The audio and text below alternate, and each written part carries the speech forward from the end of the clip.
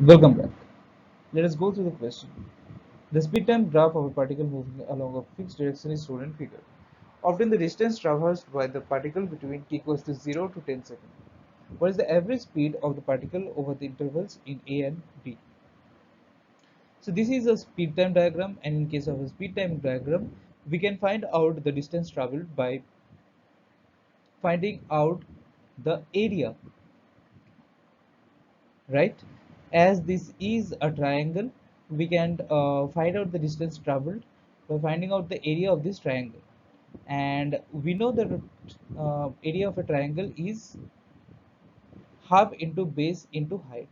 So in this case it is half into 10 into 12, which gives the value of area to be 60, and the distance traveled would be 60 meter.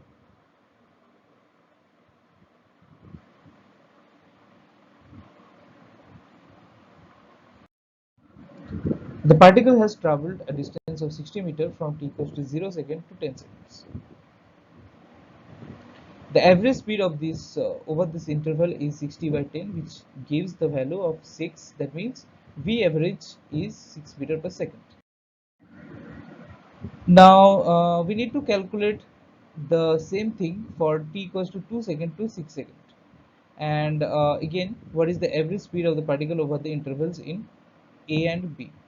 As the speed is increasing in the time interval t equals to 0 second to t equals to 5 second, the acceleration is positive, and that can be given by 12 by 5, which is 2.4 meter per second. Now speed at t equals to 2 second is 0 plus 2.4 into 2, that is 4.8 meter per second.